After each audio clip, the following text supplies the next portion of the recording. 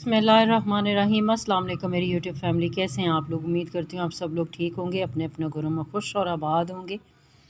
हम new novel शुरू करने जा रहे हैं। जितने भी मैं नावल्स अपलोड करती हूँ आप प्लीज़ उसको पूरा वॉच किया करें ताकि आपको आइडिया हो कि इसकी कहानी किस तरह की है। ठीक है, थैंक यू सो मच मेरे नावल्स पे आने के लिए।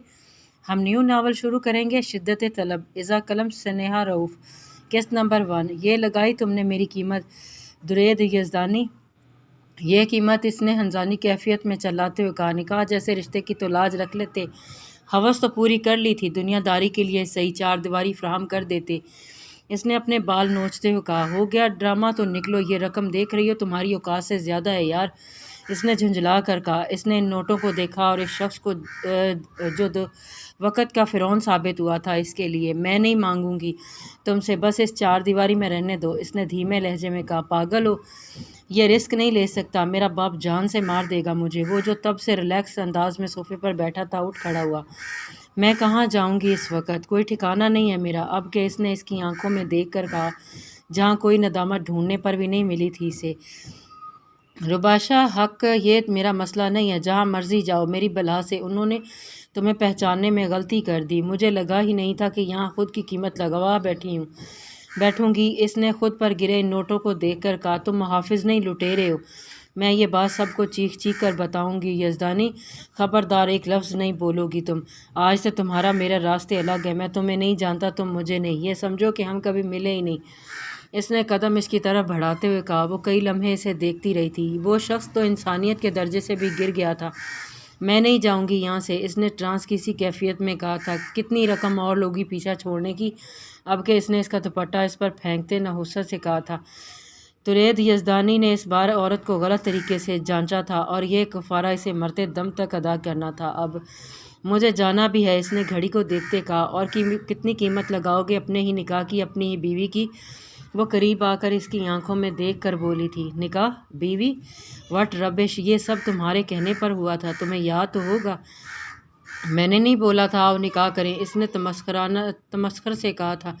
किसी के कहने पर भी हुआ हो, मैं बीवी हूँ तुम्हारी। अब दुरेद यज़दानी, मान लो इस बात को। उफ, मैं नहीं मानता किसी रिश्ते को, और कीमत दे दी।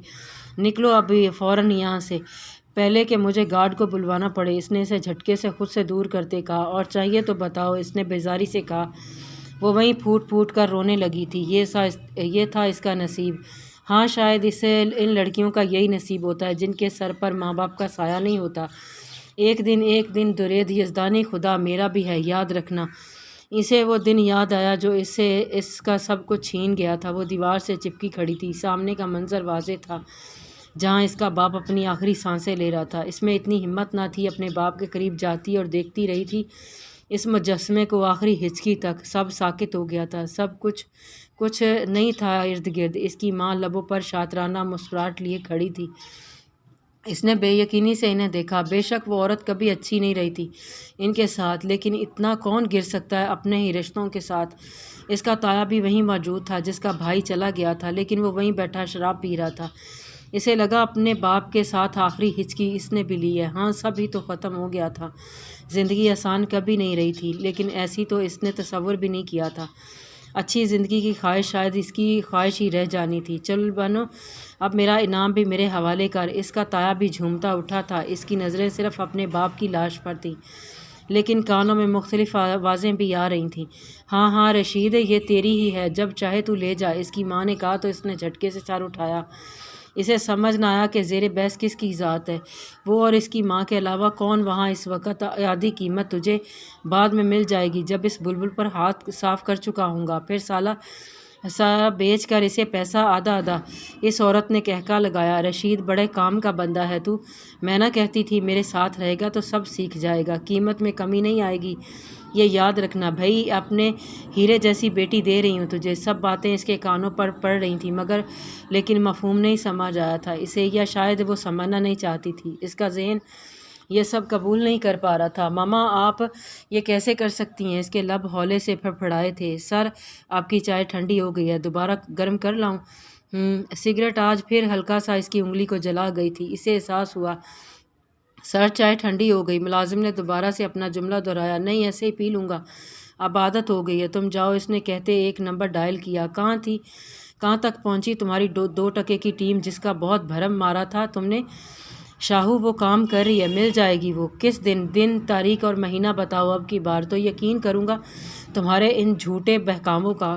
تو ہم پتہ لگوا رہے ہیں، لوگوں کا کہنا ہے کہ اس کی شادی، اسے آگے کی بکواس نہیں سننی مجھے، تم سے نہیں ہو پائے گا، واپس آؤ اور یہاں آ کر کام دیکھو، اب کی بار اسے میں خود ڈھونڈوں گا۔ شاہو تو کیسے تو وقت ضائع کر رہا ہے، بس یار اس پر ایسا کیا ہے اس عام سی لڑکی میں؟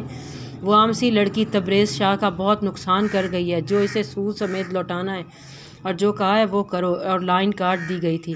چائے کو حلق میں انڈھیلتے اس کے ذہن میں ماضی کا ایک منظر گھوما۔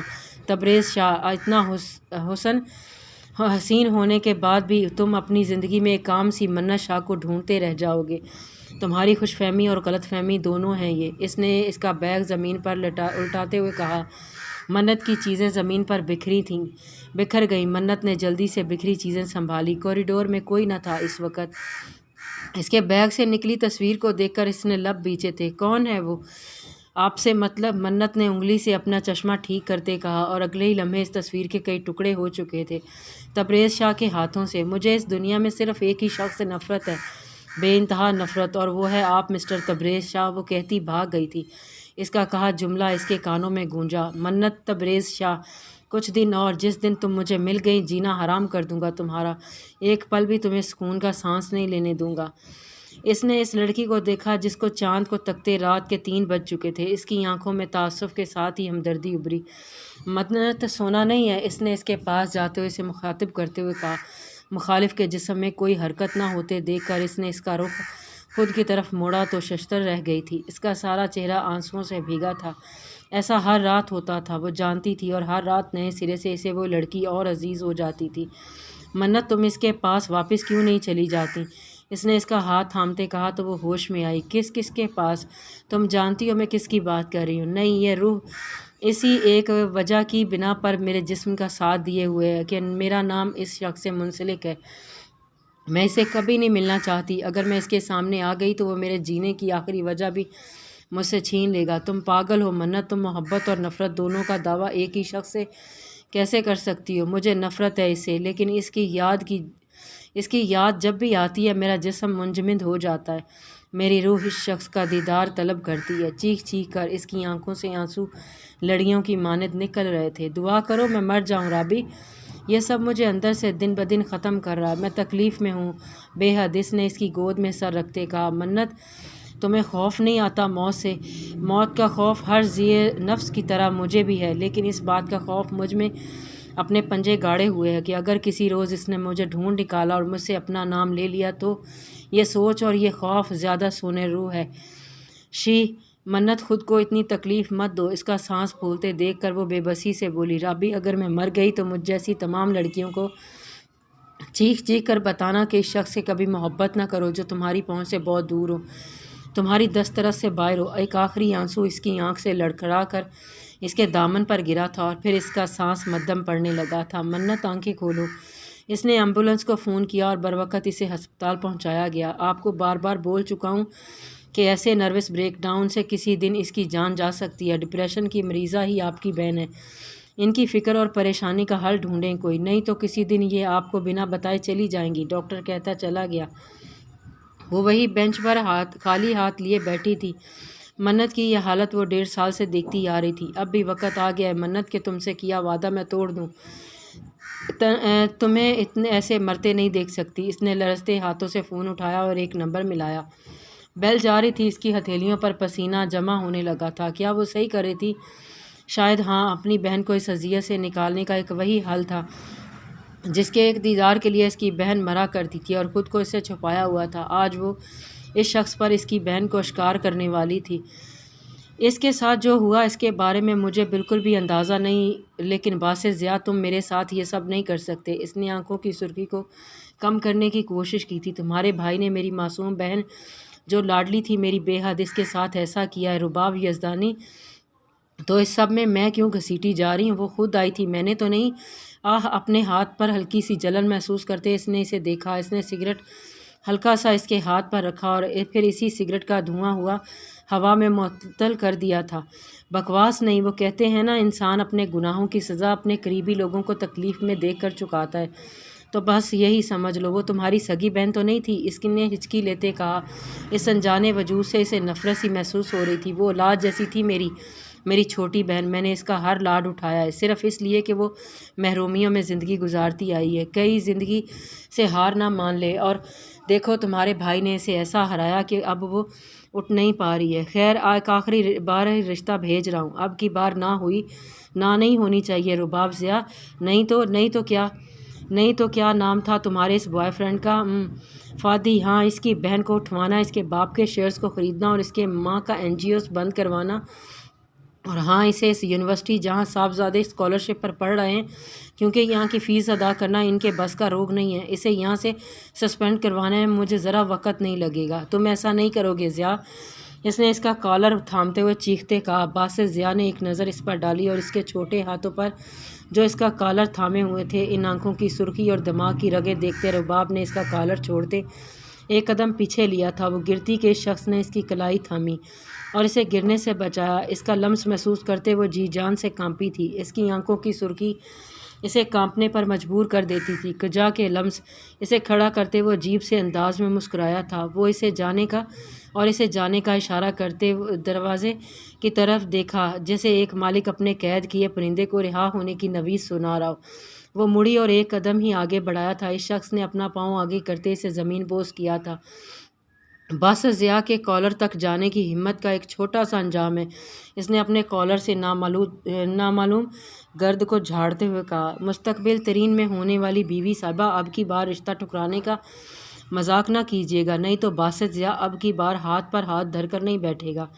ज़मीन पर इसके पास झुकते इसके गाल की तरफ हाथ बढ़ाए, लेकिन कुछ सोचते हटा लिए और पुरस्रार मुस्कुराहट इसे देता चला गया। वो वहीं पड़ी काफ़ी देर तक रोती रही थी। वो शख्स ऐसा तो नहीं हुआ करता था और इससे ऐसे शादी नहीं करना चाहती थी। वो कभी नहीं चाहती थी कि कभी इसका ये राज मंजर आम पर आए कि बासित ज़िया इसके किए की अहमियत रखता है। वो वहीं पड़ी सिसकती रही और वो शख्स जो इसे बेहद प्यार से बच्चों की तरह ट्रीट किया करता था, आज बेहद सफाक और जालिम बन गया था। वो रोते रोते सो गई थी, ये जाने बगैर कि इसकी ज़िंदगी की आखिरी सुकून की रात होने वाली है। सुबह इसका दरवाज़ा खटखटाया, नहीं तोड़ा ही जा रहा था। इसने कसमांदी सी आंखें खोलीं और फ्रेश होने वाशरूम चली गई। इसने कदम नीचे की तरफ बढ़ाए जहाँ नाश्ते का मेज़ लग चुका था। चलता हूँ मैं, खुदा हाफिज़। दुरेद यज़दानी ने उठकर इसके माथे पर बोसा दिया और बाप को देखता बाहर निकल गया। रुबाब बेटा, एक बार फिर आपका रिश्ता आया है ज़िया के लिए, लेकिन क्या ये आपका आखिरी फ़ैसला है? बाबा, वो कोई दबाव नहीं है, आप वहीं करें जो आपका दिल चाहता है। मुझे और दुरेद को इस रिश्ते पर कोई एतराज़ नहीं है। ज़िया देखा भाला बच्चा है और दुरेद का कितना अच्छा दोस्त है, आपको पता है।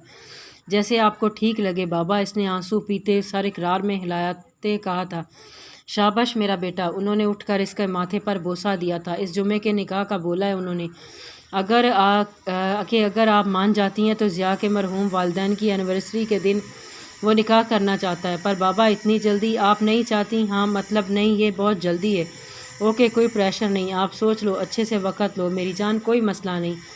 उन्होंने इसके सर पर हाथ फेरते कहा। इसने बेदिली से नाश्ते की प्लेट अपने आगे से खिसकाई और उठ खड़ी हुई। ये सब क्या हो रहा है? इसे तो आगे पढ़ना था अभी, और ये सब वो कैसे सहेगी अपनी नाजुक जान पर? इस जालिम का गुस्सा और शिद्दत सोच कर इसकी रूह कांप गई थी। जारी है।